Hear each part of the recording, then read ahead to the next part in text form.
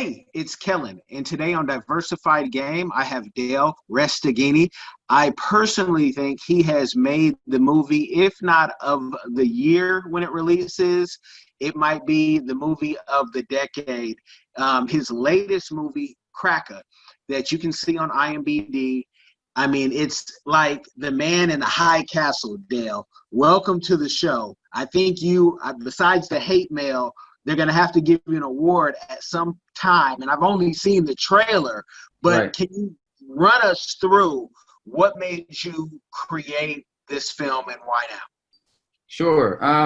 That's kind of a big, open, lifelong answer. So I'll kind of give it the short version. Having been involved with a lot of Black women in my life and having been locked up a couple of times in my life and being involved in hip hop, videos and music for a lot of my life, I've been mostly around a lot of Black and brown people. So as a white person, I've got a lot more understanding of all the nuances than the average white person does.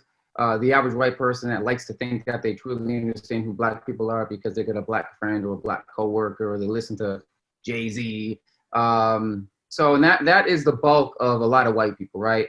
But that said, not a lot of those people are like cold-hearted or mean-spirited. They just think they know and they really don't. But a lot of those people are ignorant to racism and white privilege, and they don't understand. So couple that with what happened in Charlottesville about 3 or 4 years ago, and the uptick of racial dissent and the uptick in white nationalism and white supremacy. It got to the point where I started to see on social media in ways I never felt before, just this growing tension and anger, which brought us to where we are right now. So I created Cracka about 3 years ago, and then I shot it about 2.5 years ago.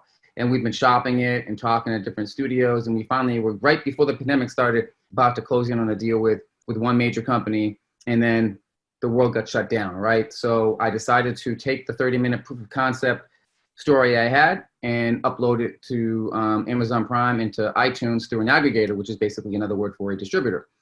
And that takes about 60 days. So what happened was as we were getting it ready to go through the process of aggregation and being approved for all these different steps before finally landing on those platforms, we said, let's just drop a trailer just to let the world know what's coming in about 60 days. Just to, like any other promotion, an album, a book, a movie, a TV series, you just got to let the world know it's coming through a series of different, drops.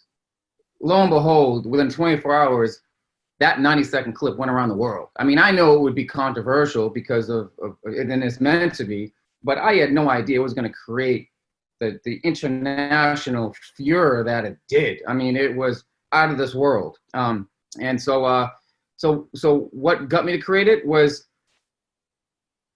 my annoyance of continued racism that a lot of white people denied even existed. And sure enough, what did just that 90-second proof of concept trailer prove? It proves that racism is alive and well, thriving. So that's what kind of got me. That it is. And how many places did you have to shop it to? And what was the pushback? Because the concept is, I mean, I mentioned the man in the high castle. It's very similar. So what was the pushback that people were giving you? So actually, it's kind of one of the most unique situations because on one hand, everybody in the business lost their mind in a great way. They were like, this is, I'm talking movie executives, studio executives, major recording artists, everybody lost their minds. Like, this is absolutely stunning. And we would go down the road. We actually got some offers, but some of the offers were just ridiculously negative. And you don't get to a point in your life where you create something that is worth its weight in gold just to give it away because somebody feels like they can take it from you. We're in the world now where you can actually hold out, release it yourself, own the masters, and still be able to do very, very well without giving it up and let somebody else manipulate it for the next 20, 30, 40, 50 years. So we have had some offers. Those offers I turned down. And then when it got to other companies and I won't say their names, some companies were like, this is amazing, but we felt like it was because it was the reverse racism in it, that white people were being made out to be the enemy in this, that might have been the final pushback. No one ever went on record and said, well, no, because you make white people look bad, we can't do this. So it was some of the elites in Black Hollywood that started to reach out to me and said, this is incredible. Dale, how can we get this to, I'm talking Monkey Paw, I'm talking some of Jordan Peele's company, John Legend's company, but there's a lot of stuff in this game, if you're not familiar with the game, that doesn't get spoken on, and there's a lot of different, the devil's in the details, so to speak. So let's just say this. Now that we've dropped that 90-second trailer and it went around the world, we now have 2 offers we're looking at. One's a major platform and one is a major network that will allow me to do it on a level that is on the same level as Man on the High Castle, Game of Thrones, Vikings, and Outlander is a really good description too. Have you seen Outlander? Yeah. Outlander is a really good comparable to how Cracka would be done. But yeah, so by and large, the industry loves it. But of course, if you're a majorly traded public company, you may be a little bit reluctant to say, yeah, we're producing this show. But I'm a big believer in moving forward and proving people wrong, as I've always been my whole career. So. And you had controversial type, films before. I think just given the times right now that people were looking at this and it was shot so well, they're like, whoa, this is going to be amazing. But let's talk about the power of Hollywood too, because I remember, and I'm just throwing this out here so you can understand, like, let's talk deep, right? As deep as we can go. Where I've seen the first Batman vs. Superman, and it looked better than anything Hollywood put out. And they stopped those guys in LA with the cease and desist, and they were like, you can't shoot this. And I've seen the same thing with Star Wars, and that took over $100,000 to do. And I'm talking over a decade ago, people. I'm talking I might be talking about 2 decades. I don't want to date myself too much, right? But do you ever fear and worry about Hollywood coming in? They might come with a big check, say, yeah, we want this, but then try to put it on the shelf or somehow, stop it. I mean, you can only cover yourself in so many ways when it comes to contracts and lawyers. I've been around long enough to know that, no contract is ever problem free. If somebody really wants to do something, they can. But for the most part, I believe in today's specific time and place in tech, it's a lot different than it was 10, 20 years ago. And I believe that I always knew that Cracka would be appealing to, if not the major 2 or 3 platforms and networks, the fledgling ones with all the new money that are looking to get the eyeballs and the data from the big guys. A show like Cracka will certainly command its space in a very, very big way. So I didn't fear ever lacking an audience or a platform for this. So with that, I don't feel that there's ever going to be a desire to let's go make this and then shelve it. It's just the demand. The demand is there, and there's certainly there's more than a number of new networks and platforms that are coming out that need to get an audience base, and a show like Cracka will certainly command a large audience. Definitely. And I know with representing influencers would love to have this and say, can we show it first? So it's already complete. All you need to do is just have a release date. Is there an official release date, give or take? How long do we have to wait? So let me actually frame it like this. When I came up with the concept to do a show called Cracka, at first it was going to be called The Enslaved, and then it was going to be called something else, and then Trump, and then racism and white supremacy and all this stuff started to get louder and louder and louder and bigger and bigger and bigger, and no one was really calling it what it was. I said, no, this can't be called anything but it needs to have a very loud sounding divisive name. And of course, I first heard the word Cracka back in 1987 in in a jail cell in Orange County, Florida. So if anybody knows the origins of the word Cracka and knows its intent and knows when you say it a certain way, like it has that impact, right? So knowing that the word Cracka meant so much, I just knew going into this that there was just no way that I was going to not make this. So I decided to call it Cracka, and we shot. Imagine trying to shop a script called Cracka. Like anybody knows, trying to shop anything in Hollywood, a script is trying to get anything done, made is nearly impossible nowadays, if not more than ever. So let alone a script called Cracka. Like it wouldn't even get, the page wouldn't get turned. So, but when people hear the pitch and people finally see, how you said, like, whoa, this is, wow. It's that reaction that everybody has. And I'm sure you've seen many of the reaction videos that are on YouTube. I mean, they're pretty phenomenal, these kids, the way they portray, the way they react to it when they see it. So I decided to go and shoot a 30-minute pilot or proof of concept that would show the studios and the platforms and networks saying, hey, this is what this first season would look like. And sure enough, it did that job. So as we're getting close to, and I don't want to say the two companies' names, but right before the pandemic started, we were close to doing, one company's based in Atlanta, one's based in LA, two big names in Hollywood that everybody's heard of. I don't see the name. So the pandemic started, and then at that point in time, everything got shut down. Remember, back in March, it was sort of the great unknown of what's going to happen, and everything from living life to going to the grocery store to what you're going to watch on TV. But I knew this much. I knew that everyone's going to be at home for at least the next 6 months. So let me get it up and out there. So I said, let me take this proof of concept, which I shot, and put that out there and let that speak for itself. So I have a 30-minute pilot, what they refer to as a backdoor pilot, that can be the pilot that we will pick up from once we have a deal in place, once we drop that.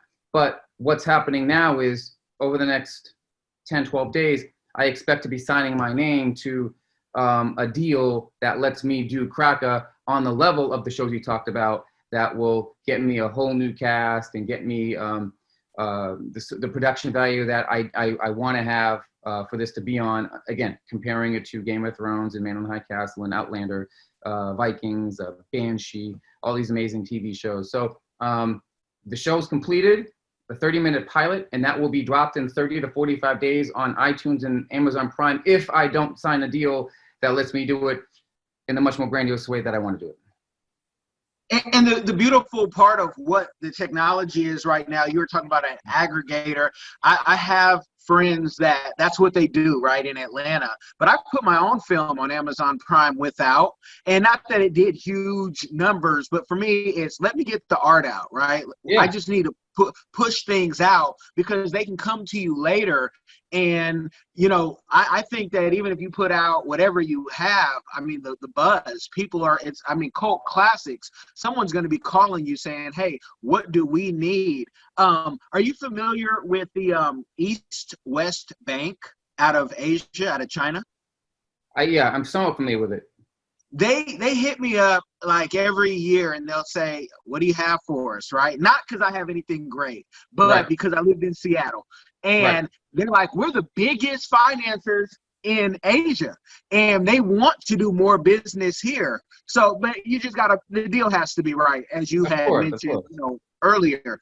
But I think from Asia to Africa, somebody wants their hands on this, and the crowd might even crowdfund it for you if you say, hey, these folks don't want to play ball. They want me to water it down. And the crowd, this is one of those films, if you guys go check out the trailer, that you're going to say, I want more right now. Right. As soon as I saw it, I'm doing my best PR consultant search on Dale. Yo, I gotta see this. I have to see it. Thank you. Yeah, I appreciate that very much. And if nothing else, when things do open up, I don't think it'll be open in January enough for the NATPE, but that's a conference that I love. So if it doesn't, I want you to tell me so I can go bother everybody. My Spanish-speaking friends in Miami, even if we got to put it in Spanish, but the concept stays the same. Sometimes America does, we want to be, Well, it's interesting. Hakeem Kazim, who plays Dex, who plays the the bad guy, the lead bad guy in Cracka, he's been in everything from Pirates of the Caribbean to Troy, to many other massive TV shows and films around the world. He's from Nigeria, lives in London, and he said, Dale, this, as big as you think it's going to be, as big in the U.S., it'll be bigger in Africa. And I know that this is a global show for real. And America is not the only country dealing with racism or dealt with slavery, but this is the first time I'm attacking in a way which really has seemed to ignite a fury, but in the best kind of way, because it needs to be touched on. Far too many Caucasians feel like there's no racism, or they feel like it's an overblown thing, or a lot of ridiculous conspiracy theories out there. So I'm just glad to finally be able to make some art that provokes thought. And I'm basically using science fiction and time travel as a Trojan horse for people to see racism in a new way. And I don't think I have seen anything hit like, I put it in the likes of Hamilton, because Hamilton took, an all like black and brown cast and put these folks who owned slaves, but folks will watch it and just, and it's a beautiful time, whatnot. Yeah. And you peek in something that, people might have thought about it in the barbershops, but no one's put it out there like you put it out there. And it's a beautiful thing. I love to see art like that. How taxing is it mentally to create things like this? Like, what do you do in the process of creating and then like trying to let it all go? No, everybody's got their own creative process. No matter what form of art that you do, everyone's got their own way of creating and getting it out there. Unfortunately, film requires a whole lot more hands. It's not like I'm taking a piece of clay and I've got my own wheel and I can just mold it myself, or I just don't have, I'm not a rapper or a rocker where I can just take my iPhone and record some beats or some lyrics into a phone. Unfortunately, to do what I do at the level I've done it, you need lighting, crew, cast. So it's not like I have an idea today and I'm going to go make it tomorrow.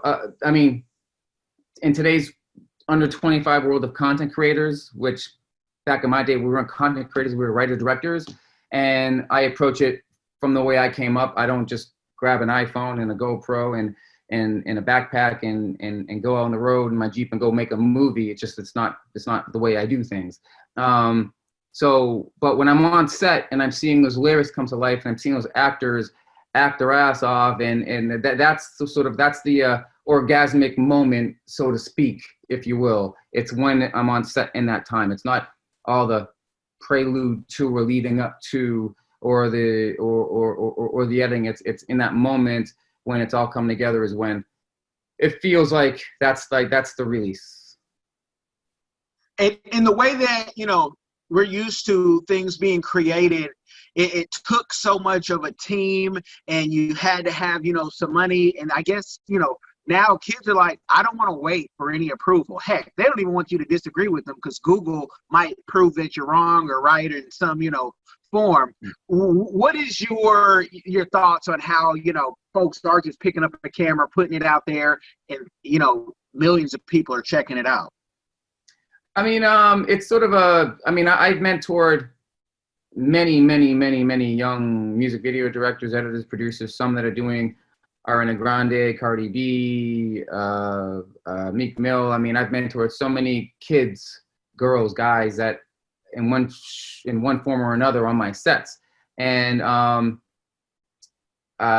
they all understand that when they come work with me, or for me on sets doing whatever job they're being tasked to do, they come and do so because they know that Dale or Rage, his ceiling is way up here. And they understand, the smart ones understand that their ceiling is way down here, because they don't got the backdoor relationships. They don't got the discography or the relationships of the network. So how these kids do it, and I got to remind them, because some just are so, the term ignorance is bliss. Well, some of them are just so ignorant to what they don't know. I got to remind them. I said, listen, just as easy as it is for you right now to go to Best Buy, get a camera, get a laptop, get a light, You're a director now. You're George Lucas and Steven Spielberg and J.J. Abrams all rolled into one. Spike Lee rolled into one. So isn't about 10 million other kids that can go do the same thing. So you can go make your own content, put it out on YouTube, but how do you then become the new voice? Now, where in my day, you just couldn't go grab a camera and go shoot something. You needed light, you needed film, you needed a whole lot of stuff to make something happen. And a lot of my peers, like Martin Algren, who just got nominated for an Emmy for Plot Against America, or Billy Porter, who was in my first movie called Colors of Rage, is nominated for an Emmy for Pose. Like, I've got so many relationships from people I came up with the hard way. I try to just instill that hard way, even though it's like the old way, but it's still the way that has allowed me to help put myself in a position where they, meaning they, all the young guns, now have a doorway to the top. Because if not for people like myself, they're just going what they can learn on an iPhone, and that will only just take you to it'll not only just take you so far, but it'll just take you to so many other places that will limit you to, you know, the ceiling that you're in that you don't know that you have. So I just like to instill like the way I came up with, in a way that lets them understand that they don't have to have a ceiling if they approach it the right way. Okay, in the hard way, I mean, I sometimes think, are we going to be dinosaurs? Is COVID here, like, to take out the, just have a shift? But there's a work ethic, and also, I think quality-wise, there's, certain times more thought put in to just like, musicians coming in nowadays. I'm going to say whatever I want on the microphone, nothing written down ever. Very few people can do that and get away with it.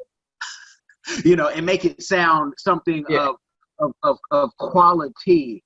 But I do want to say, Go ahead.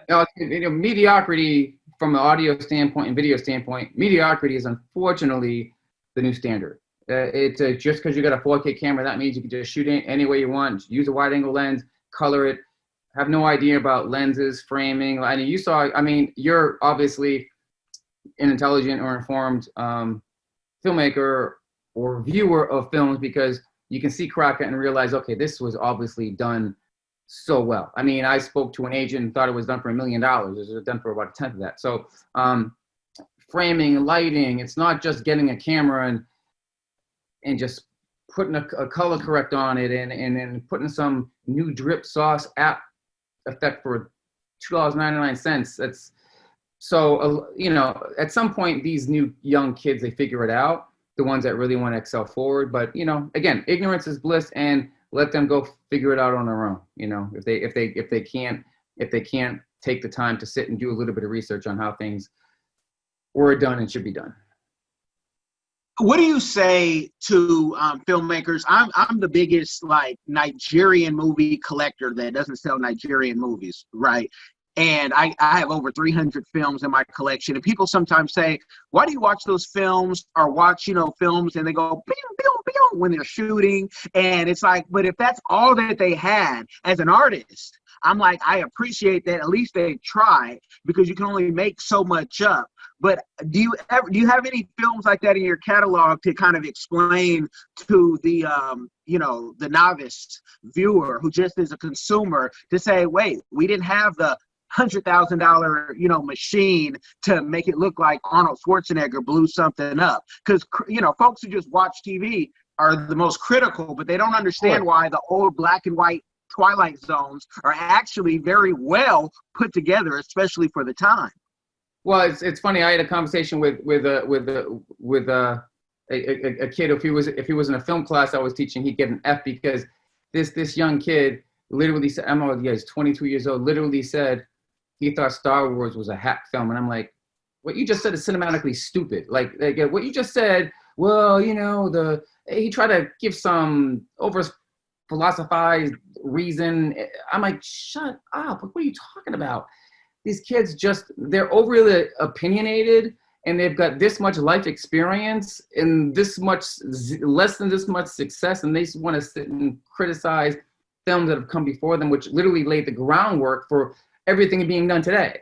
So when you say something what I call cinematically stupid, you just need to go away. So I mean, music videos.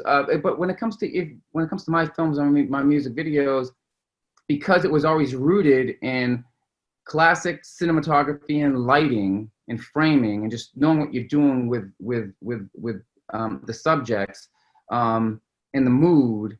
No matter what happens in tech between over the last 30 years and the next 30 years, and you look at the Marvel films, I just saw the new DC trailer for Suicide Squad 2, it still comes down to lighting and framing and mood, and whatever the tricks are, because the tricks are always going to continue to evolve and change. You're like, well, how can anything get more complicated or visually stunning than like Endgame or like, the last Star Wars or Avatar? Like, we continue to evolve, and it's the storytelling and it's the mood and the energy that you get from your actors, from your cinematography, from your camera movement, which will always be the truth teller in someone's ability as a filmmaker. Because you can only rely on the gags and the tricks so much. Okay. Do you ever spend much time kind of writing out, like, this is going to be the future of film? And I'm kind of stumbling because when you say Star Wars, when he said it was a bad movie, I remember when my dad took me out and I saw that at Pleasant Hill, California. That's before, you start taking girls out and, and I sat in the theater and I said, that's the best thing ever. But do you ever think about what are the next steps in film? Like, are they going to have where you can actually hear the actor whisper in your ear if you're a woman, or you can actually feel it? Like, do you see the future of film and spend much time on, thinking about what's to come? Well, not so much. I mean, it's funny because even in the 50s, they used to have those experience movie theaters where the seats would shake and some theaters would have smog and smell. So, that's more of a boutique theatrical experience because it's sort of more, you're more in the presence of what's happening in a room designed to make you feel certain things.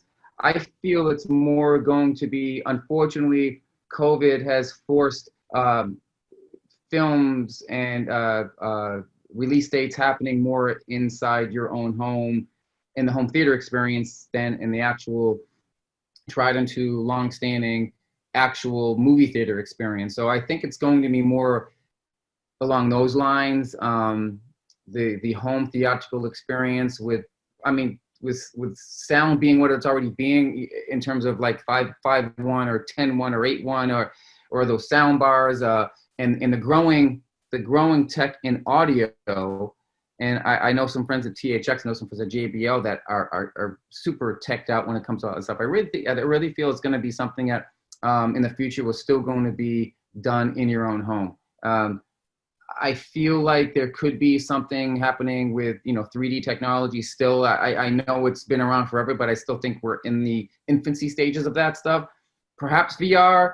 The VR storytelling experiment has already bombed a few times because it's really hard to tell a story with VR because you only have that one perspective and it's sort of a gag. I know some people have been trying to make inroads in that. I know some people that are working in that, but by and large, it's not happened. And even though there's all this tech out there, the demand for that kind of story is just not there. I mean, can it live in video gaming and things like that? Sure, but in actual storytelling, it's really hard to see where tech is going to go, which is why I made the reference from whether it's the old black and white days to where to bridge it to Star Wars in the late 70s to where we are now with the DC and Marvel films. It's still storytelling. It's still action drama. It's still comedy. It's still noir. It's still all those things that we've come up with. And if these kids that play all these video games and learn life from listening to Drake and Migos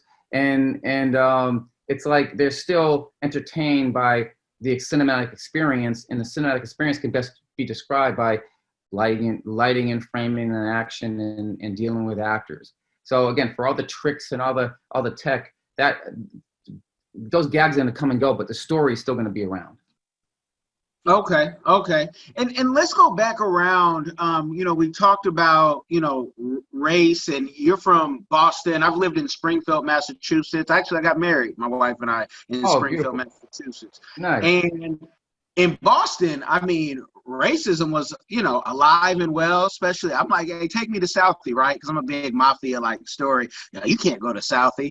Kellen can go anywhere he wants to go. I'm from Right. Oakland, California. I'm going to Southie and never had a problem. Right. But also, when you go over to the California side and you were talking about, doing jail time, California especially is known for, no matter who you are, you got to pick sides, after you get out of county, especially. This type of film that you're making the powers that be don't want people to see this, because this will change people's minds. And not that folks don't know reality in prison, and I know you said jail time, not prison, but could you imagine? I've done both, state and federal, right? And the feds is different than state, but Yeah. How does a guy like you pick?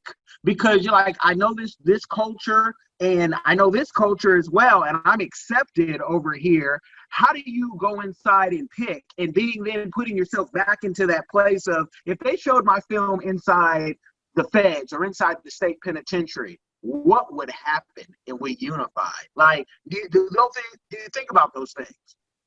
I don't think about ramifications so much. I've been one to live life without regret. And when I decide I'm actually going to do something, I've already put a lot of thought into it. And when someone and anyone decides to make a show called Cracka, you're not thinking about ramifications, because you're just not. And with all the hate mail and death threats I've received and voicemails I've received, I give two fucks about all that crap. That people post my address online, my telephone number online, two fucks about that shit, really. Okay. And in doing the state and the federal time, I just want to, for somebody who's never experienced that part of life, and I don't want y'all to if you haven't, right? But some of us have took some chances to make it happen. And we kept our mouth shut, unlike the rappers nowadays. How do you pick sides in, finding I belong here, or do you just kind of renegade? I've been a renegade my whole life. I've got for as many times as I've been locked up and arrested, I've got no jailhouse tats, none. Okay. And I've always just been my own renegade. I've never had to. I guess it's just the way you carry yourself, or how you handle yourself, or what you put out. But I've never had to pick a side. Okay, now that's awesome. That's a book and a movie in itself. Yeah. With all your success that you've had, what is a community give back that you're doing or that you want to do in the future? You know what? I mean, there is so much wrong in America, so much wrong in this world. You look at someone like the Gates, who just donate so much money to all these different causes. It's hard to even start. I will actually have to give it that answer when I'm in that position, because to think about, or start to talk about what I want to try to help and fix now at this point, that could change over the next 5-10 years. But obviously, I think, our system of justice on every level, the economic disparities on every level, there's so much wrong. If I say one thing, it'll lead me down a trail of something else. We can go down a rabbit hole of what needs to be fixed, and it'll be another whole hour conversation. But let's just say that there's a lot wrong in this country, racially, economically, and a lot needs to be done. I believe reparations should be made. There's a lot of that conversation happening, and one of the things I talk about quite a bit when I deal with some of these, very conservative, if not outright white supremacist types, the ignorant white people that want to talk about, this is America, this is our country. I said, no, guys, let's take it back to when white man came across the sea, brought his pain and misery, and we just decimated an entire culture of a civilization, and we took it, we raped it, we pillaged it, we looted it, and we stole it. So there's no white moral high ground when it comes to who owes what and who determines how much in this country. So I believe that reparations should be made because America was built largely off the backs of slaves. And that is the conversation that needs to happen at some point. So I think before we can actually go into the conversation about like what I would like to do, I think that conversation needs to be had. That actually, fuck the conversation. That policy needs to be enacted, I think, first and foremost, and that'll help cure a lot of what's wrong with today. And no matter how much it'll piss off white people, well, my parents didn't own slaves, and this happened long before me. But the fact of the matter is, what happened long before you, and even if it wasn't your parents or grandparents, somebody else's white grandparents did own slaves, and they did do this, and as a result, we are right here, right now, because of that. So, yeah, I know that was kind of a big answer. Well, maybe your give back then is in your films, and even, next reparation series, what would happen if reparations were given, yeah. And a whole thing like that. Because when we talk about the wrongs, we can find that other communities can get reparations, but they don't want to do it. And it goes into a big thing of, everybody, even women will say, hey, but we want some, reparations for the times that we had to do this, this, and this. But, and I think in this world, there's some real brilliant people who have created some systems to say we could help. But for my next question, Richard Pryor said this best before I was even born. To kind of get to that position where you can make that change, you kind of have to be that person. And you and I probably aren't those people who I've interned and worked with politicians. They're not going to want to deal with us too long because our ideas are so radical. So we need to find our own kind of communities. And great authors like Seth Godin have talked about tribes. Are you finding your tribe? George Carlin, I don't know if you're a fan. Of course. Yeah, he's amazing. Yeah.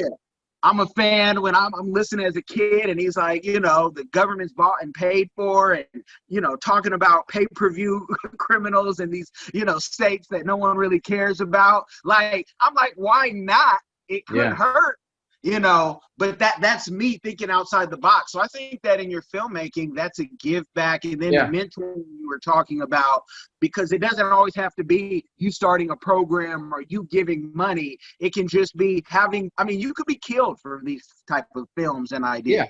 Yeah. So that's a give back. So with that, folks, I don't want to give a game overload. I thank Dale for coming on here. If they don't take the film deal, let me know. I'll be a loud voice at the next NATPE or MIP saying, why didn't you guys capture this? It's local. If you guys don't give him a healthy sum of money, because it is great what you're doing. So I thank you. I appreciate it very much. Thank you for having me, and thank you for the conversation.